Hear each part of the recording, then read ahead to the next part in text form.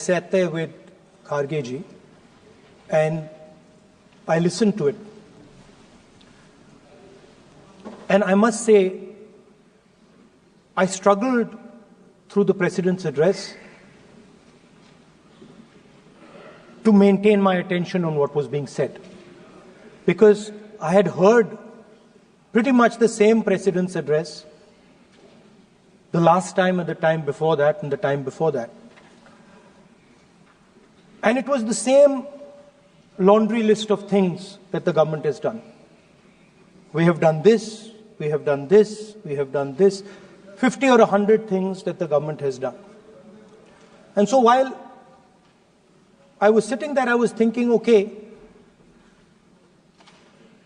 I am being critical about what is being said.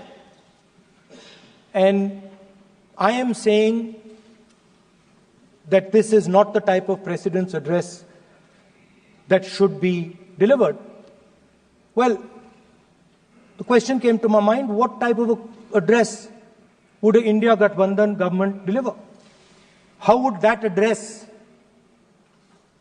be different than the address we heard? Because it's no point me saying that it is a laundry list and then not providing an alternative idea.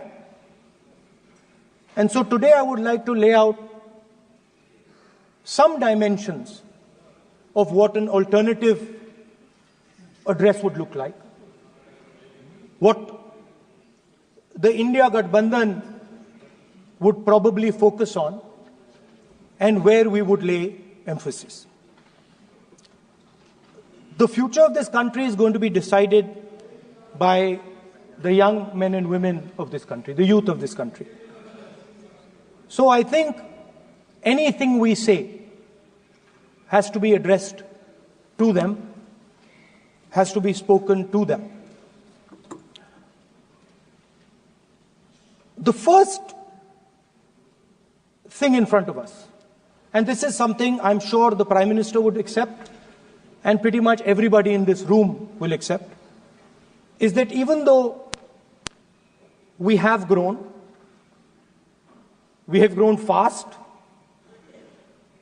we are growing slightly slower now, but we are still growing. A universal problem that we have faced is that we have not been able to tackle the problem of unemployment.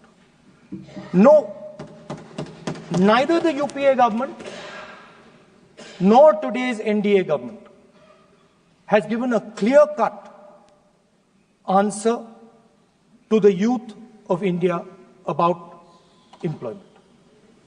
I don't think anybody in this room will disagree with me. I'll give a little statistic for the Prime Minister. The Prime Minister, something I would agree with directionally. The Prime Minister proposed the Make in India program. I think a good idea. We saw the statues, we saw the functions, we saw the so-called investment, and the result is right in front of me. Manufacturing fell from 15.3% of GDP in 2014 to 12.6% of GDP today. That is the lowest share of manufacturing in 60 years. I'm not even blaming the Prime Minister, because I think it would not be fair to say he didn't try.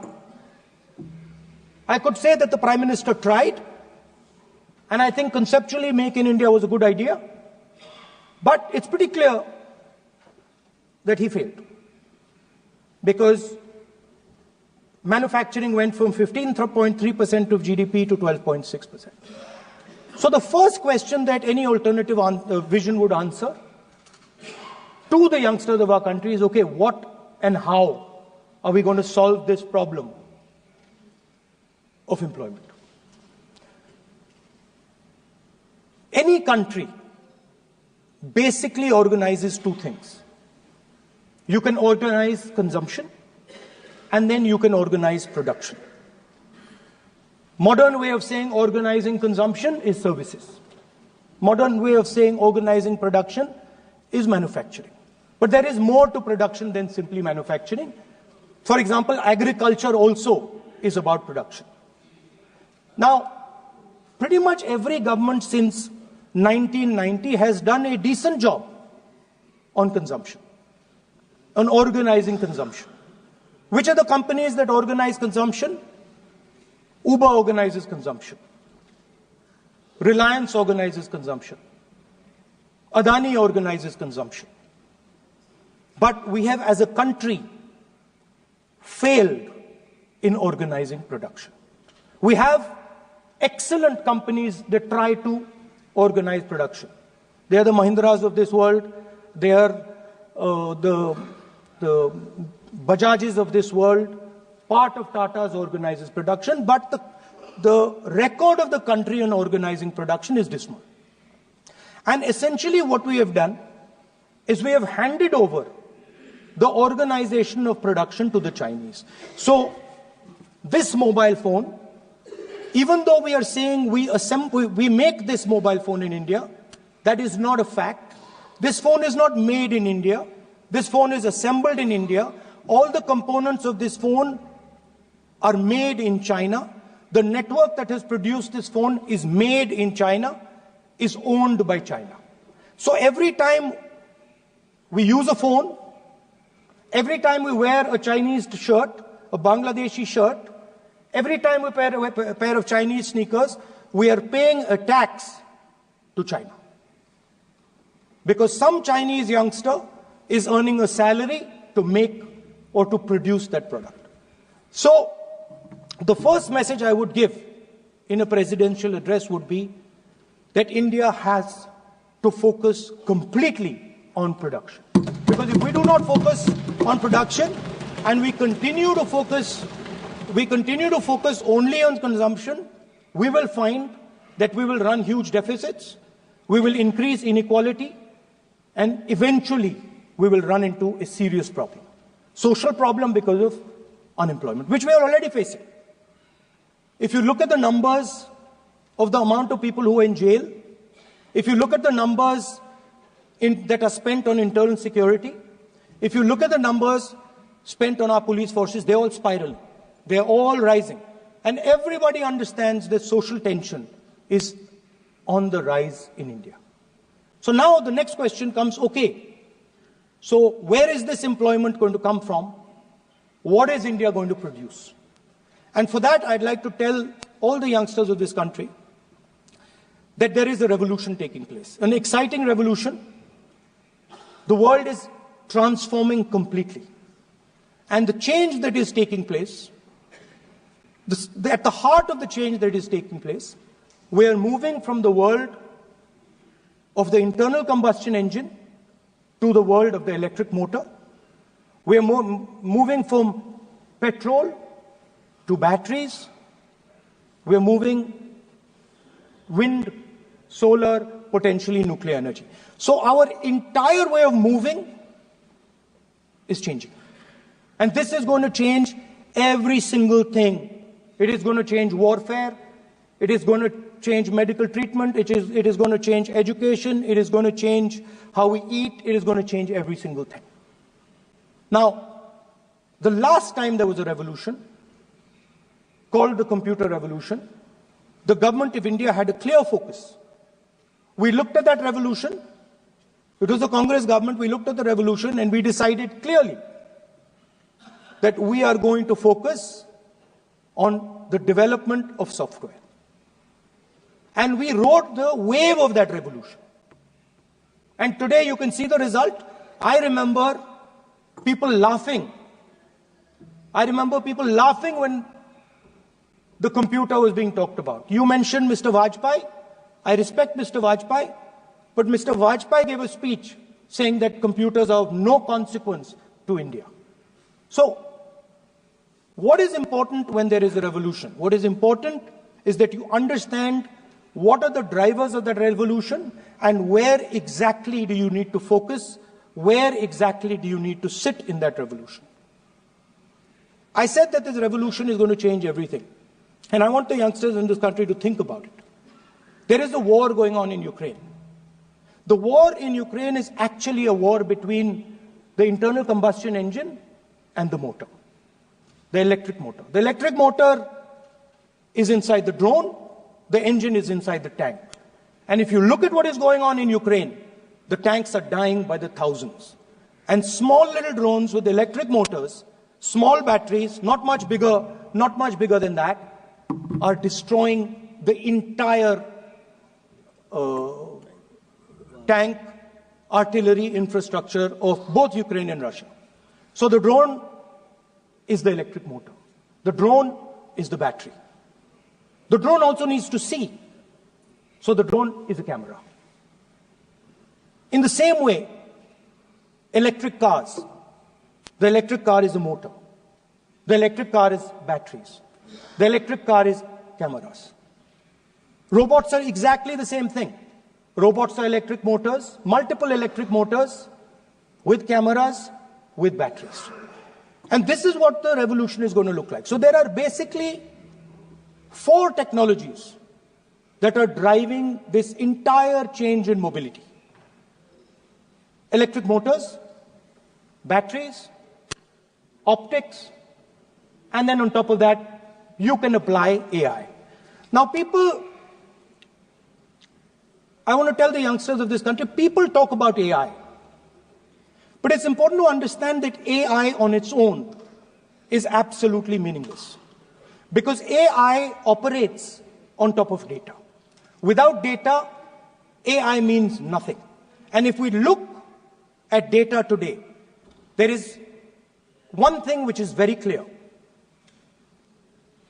Every single piece of data that comes out of the production system in the world, the data that was used to make this phone, the data that is used to make electric cars, the data that is used to make basically all electronics on the planet today is owned by China. And the consumption data is owned by the United States. In China, the consumption data is owned by China, but in India, companies like Google, companies like Facebook, companies like Instagram, X, they own our consumption data.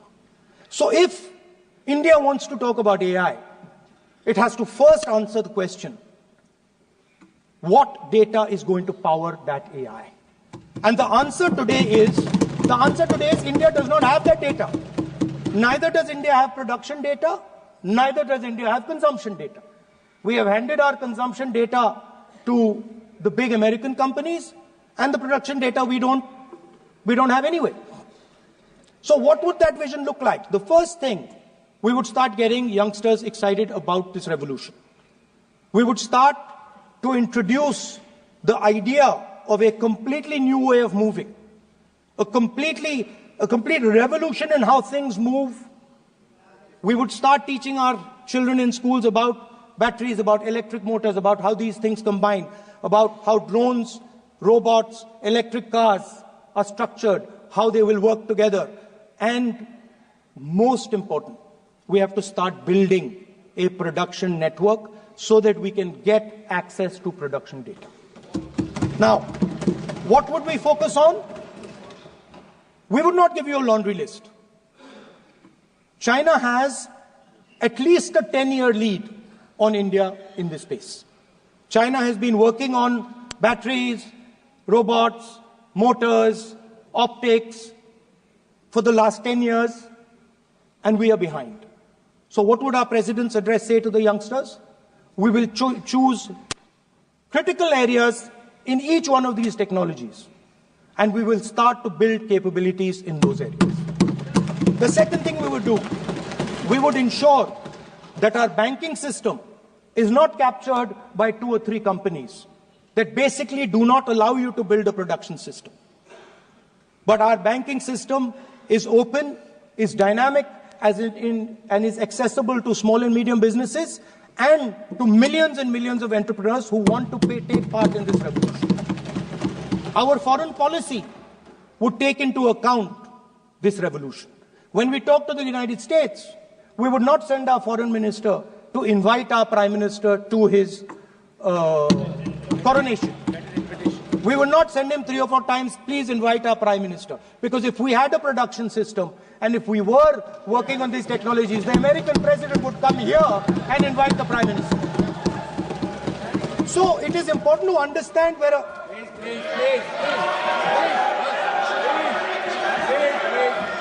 So I'm sorry that disturbed you, that question. I apologize for disturbing your peace of mind. It's okay. I've apologized. I've apologized for disturbing your peace of mind. I'm sorry.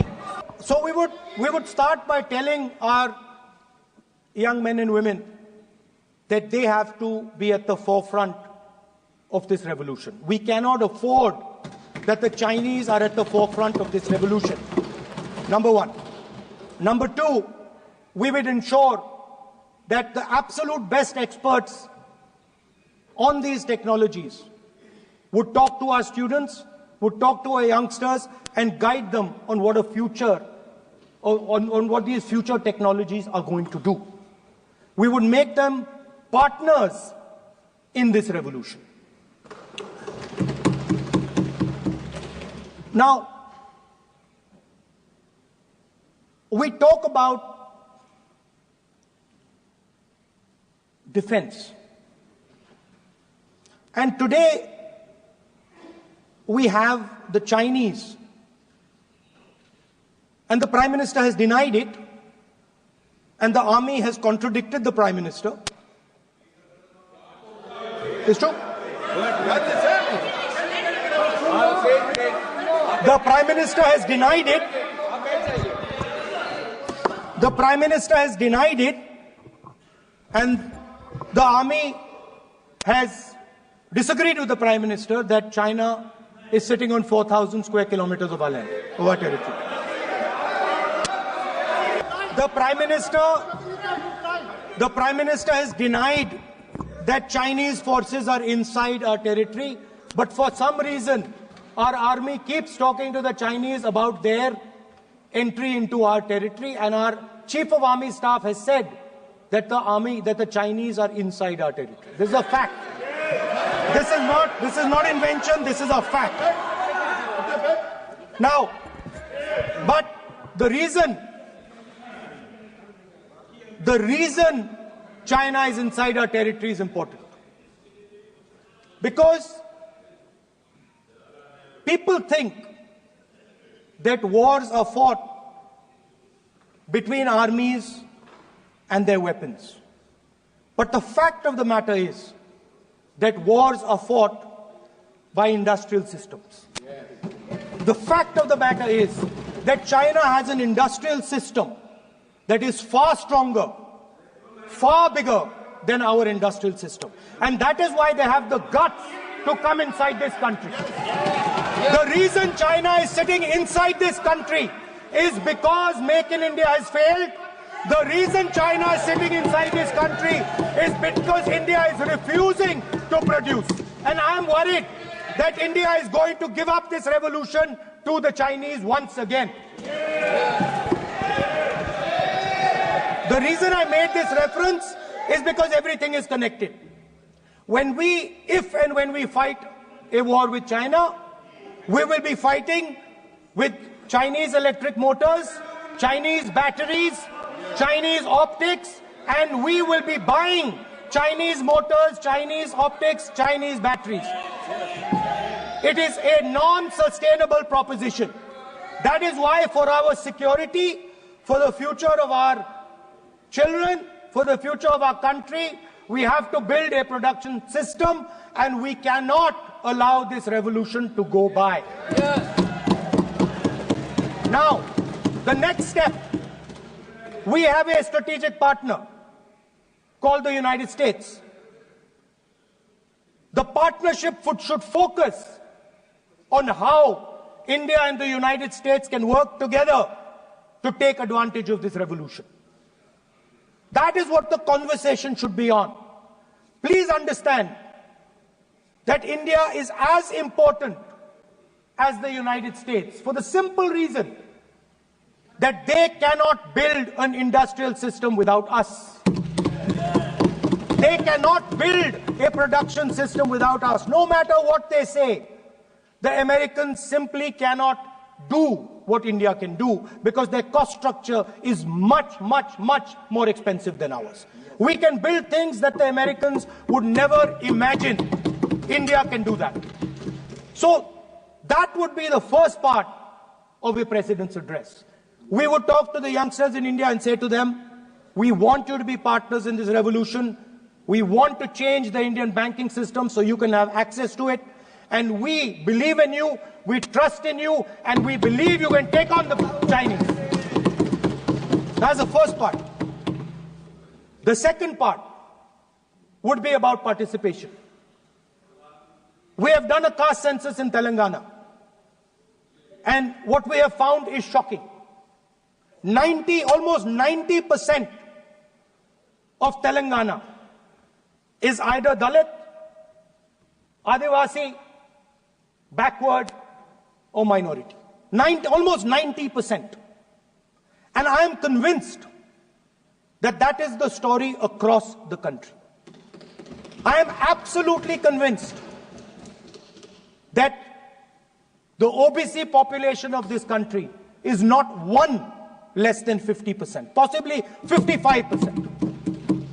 16% are Dalits, 9% are Adivasis, 15% are minorities. Last budget, there was a photograph. You remember the photograph? Of course. वो मक्खन बांटने वाली, हलवा बांटने वाली photo.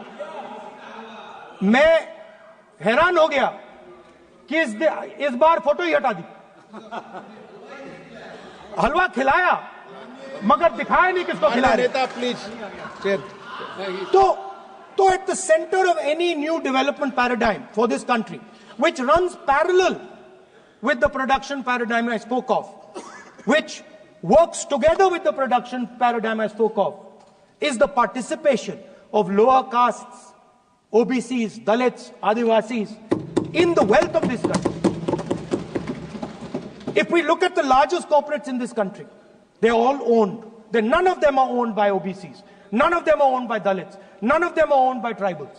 If we look at the biggest media companies that support the Prime Minister, every day we see the Prime Minister's pleasant face, smiling face on these media. None of them are owned by OBCs. None of them are owned by Dalits. None of them are owned by Adivasis. This is the fact. So central to any new development paradigm is the architecture of a new paradigm. And that architecture of the new paradigm can only be built once the caste census is placed on this table. Because once the caste census is placed on the table, we will know exactly how much of this country's wealth, how much of this country's power, how many of this country's institutions are owned by 90% of this country. There are OBC MPs in the BJP.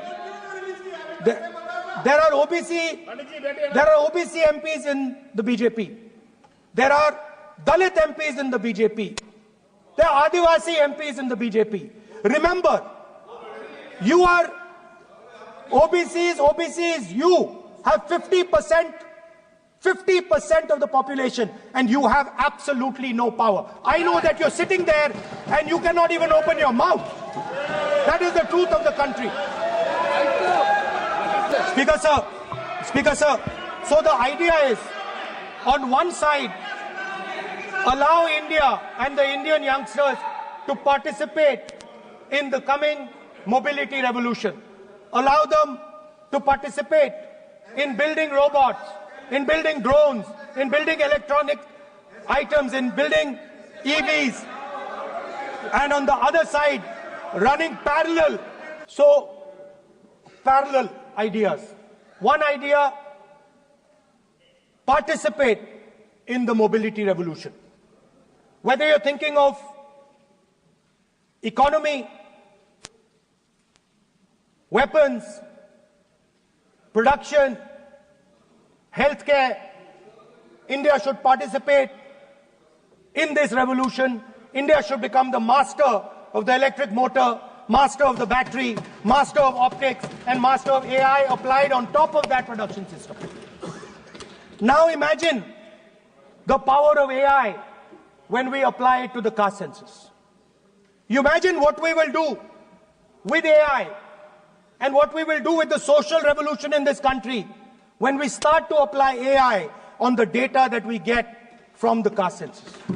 So we are going to run a parallel track. On one side, participation, revolutionizing the participation of Dalits, OBCs, Adivasis in the ruling of this country, in the institutions of this country, in distribution of wealth of this country. And on the other side, parallel track, challenge the Chinese and participate in the revolution and defeat the Chinese in electric motors, batteries, solar panels, and wind. Yes.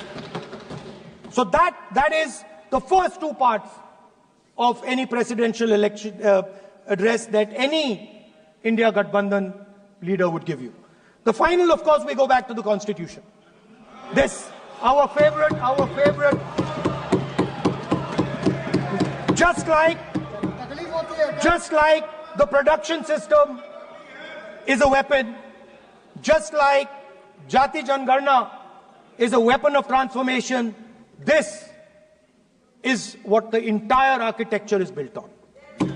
I remember before the elections, all of you were saying 400 par, and you were saying you would change this. And then I was glad to see that the Prime Minister walked in and then was forced to bow his head in front of the Constitution. It was a moment of pride for all Congress people that we had explained to the Prime Minister and to the whole country that no force will dare touch this. Yeah. I know that the RSS has never accepted this. Mohan Bhagwatji has said that India didn't get independence in 1947. He has said that this constitution is meaningless. I know that that is at your heart.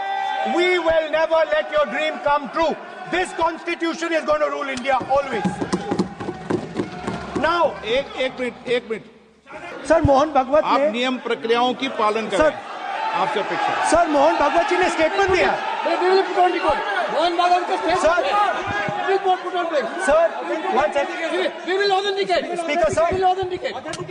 Speaker sir, Mohan Bhagwat ji made a statement saying that India did not receive independence in 1947. It received independence when the Ram Mandir was inaugurated. We will place that on the table. Now, sir, I would like to mention one small thing, but very important thing. Speaker sir, this constitution is supported by this constitution is supported by the vote of our people. Without the secure vote of the Indian people, this constitution means nothing.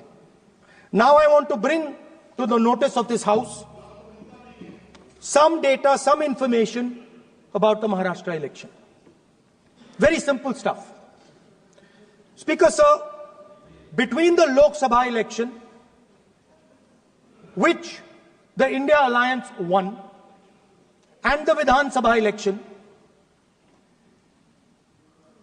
the voting population of Himachal Pradesh was added to the voting roll of Maharashtra. Meaning the entire population of Himachal Pradesh was added to the voter rolls of Maharashtra. Please understand what I am saying. In Lok Sabha, the difference between Lok Sabha and Vidhan Sabha was the population of Himachal. The entire population. Almost 70 lakh new voters suddenly arrived between Lok Sabha and Vidhan Sabha. Now, the most interesting part, and the Prime Minister is not looking at me. The most interesting part,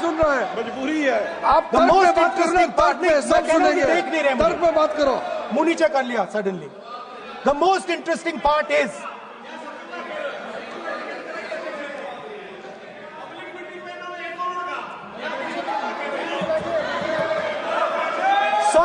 Sir, Maharashtra में more voters were added in 5 months in Maharashtra than were added in 5 years in Maharashtra. जितने 5 साल में add हुए उससे ज्यादा 5 महीने में add हुए, आखिरी 5 महीने में लोकसभा चुनाव के बाद। सर, एक बिल्डिंग है सर शिरडी में, एक बिल्डिंग में 7,000 नए वोटर एक बिल्डिंग में ऐड हुए सर। एक बिल्डिंग में 7,000 नए वोटर ऐड हुए sir.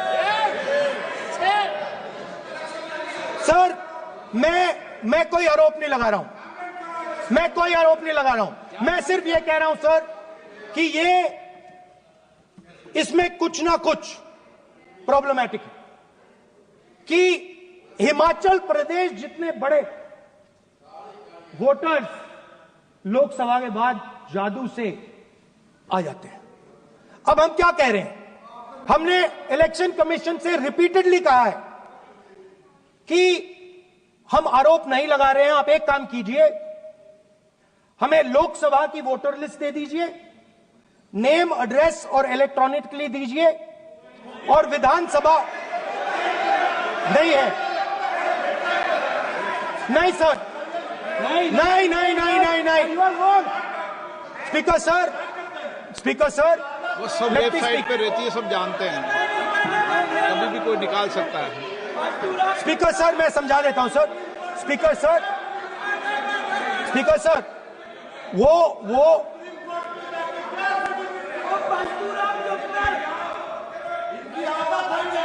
Speaker sir, we have asked. Speaker sir.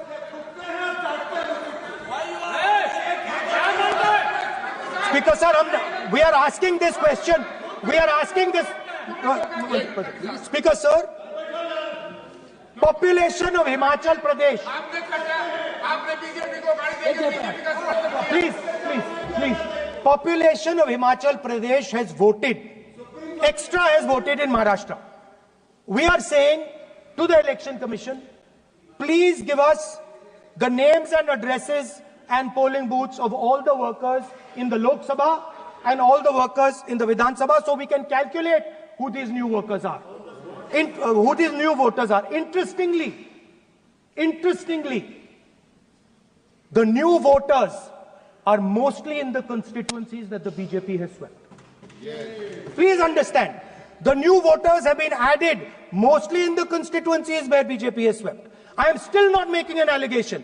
I am saying on the floor of the House that the Election Commission has to give the data of the Maharashtra elections to the Congress Party, to the Shiv Sena and to the NCP, so that we can see exactly where these voters have been added, who has been subtracted, who has been added, where they have been added.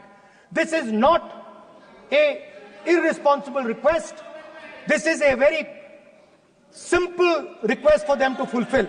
The reason I am saying this, sir, is because the rules have been changed.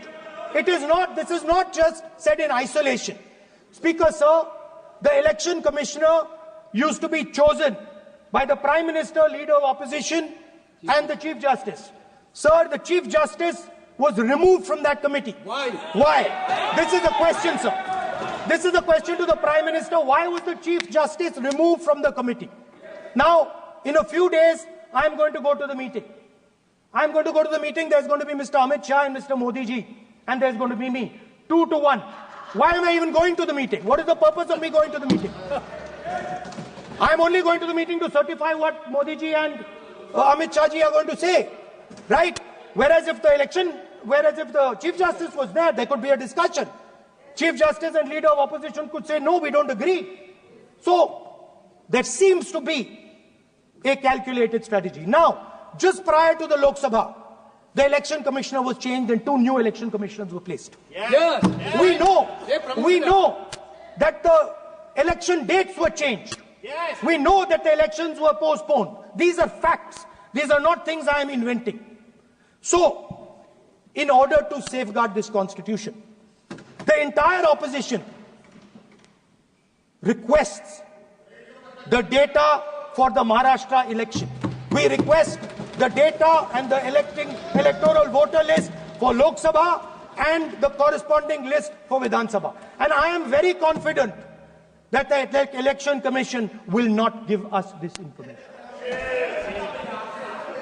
Speaker sir, that is broadly. So the third element of our President's address would be a determined defense of India's institutions, of our democratic system, and a re-look at our entire democratic framework, and the looking again at all the institutions that have been taken away from the people of India. So those would be the type of things that we would say in a presidential address. I'd like to finally say one thing. In the last, थोड़ा बढ़ा देता हूं, अब मैं थोड़ा और खींचूंगा, अब और खींचूंगा थोड़ा, अब और खींचूंगा. So in the last, there is a background, a philosophical background to what I am saying. Essentially, what I am saying to the youngsters of India and to this House is that instead of focusing on multiple things, instead of telling us a laundry list, give us a strategy, give us a vision, make it clear, right? Now, there is a philosophical basis to this. There is even a deep philosophical basis to this. I showed you the picture of Shivji, which you didn't allow me to show. I showed that picture for a reason. What does that picture tell us? If you look at that picture carefully, it tells us focus carefully. Do not get distracted. Do not look here and there. Do the job at hand. So there is a philosophical basis to the speech I have given. I have not told the House and the country that we will do this, and this. This is the philosophy of Shivji. Say what you have to say, but be clear that you're going to do that one thing and don't do 56, 70 different things. So there is a link between our philosophical tradition, our religious tradition, and what I'm saying. And that is what India needs to do. India needs to connect the past, the values of the past. You talk about Sardar Patel ji, but you destroy Sardar Patel ji's values every day. You talk about Ambedkar ji, you destroy his values every day. You talk about Nehru ji. No, you don't talk about Nehru ji. Right? You bow in front of Buddha. You destroy what he says. So the point is, you have to be truthful to what you are. Right? And it is important that when you are giving a way forward to the nation, there is clarity. There is clarity of purpose. There is no hatred. There is no violence. There is no anger. Because these things are destroying our country. So my speech has not been angry, has not been nasty. My speech has been very polite, very kind. And I thank the Prime Minister for coming and listening to it.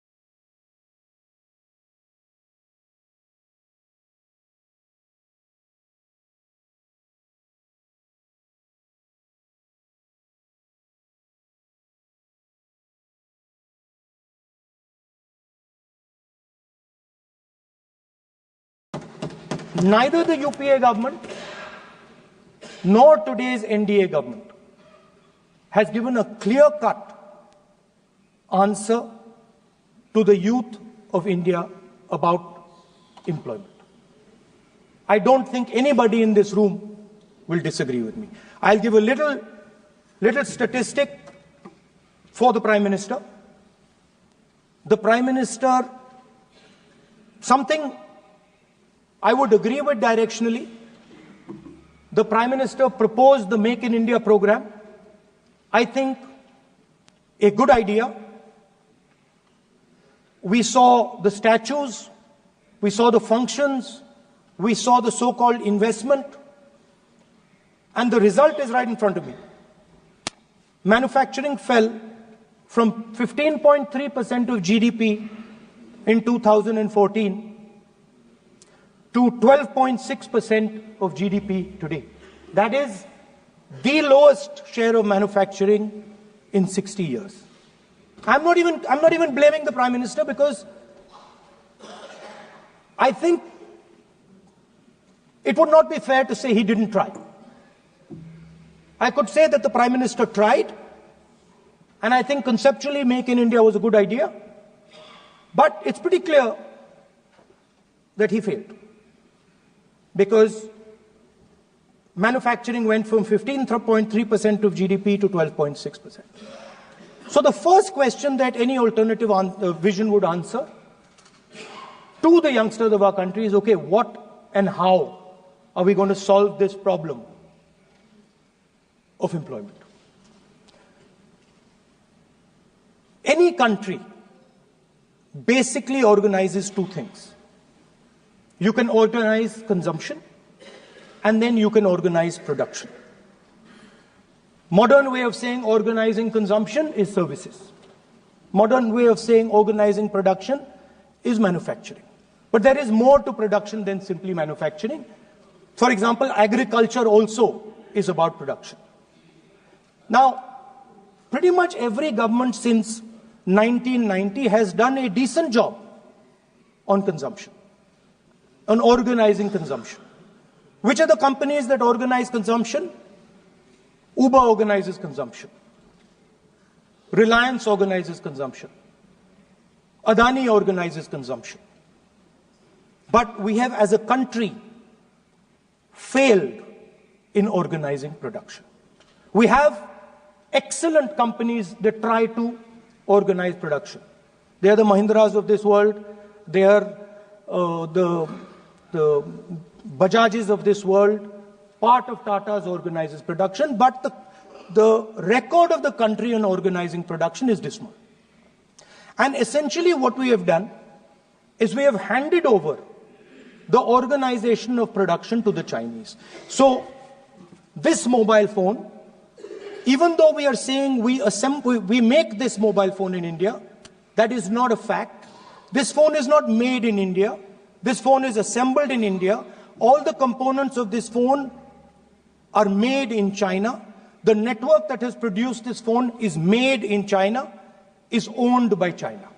So every time we use a phone, every time we wear a Chinese shirt, a Bangladeshi shirt, every time we wear a pair of Chinese sneakers, we are paying a tax to China. Because some Chinese youngster is earning a salary to make or to produce that product. So the first message I would give in a presidential address would be that India has to focus completely on production. Because if we do not focus on production and we continue to focus only on consumption, we will find that we will run huge deficits, we will increase inequality, and eventually we will run into a serious problem. Social problem because of unemployment, which we are already facing. If you look at the numbers of the amount of people who are in jail, if you look at the numbers that are spent on internal security, if you look at the numbers spent on our police forces, they're all spiraling. They're all rising. And everybody understands that social tension is on the rise in India. So now the next question comes, okay, So where is this employment going to come from? What is India going to produce? And for that, I'd like to tell all the youngsters of this country that there is a revolution taking place, an exciting revolution. The world is transforming completely. And the change that is taking place, at the heart of the change that is taking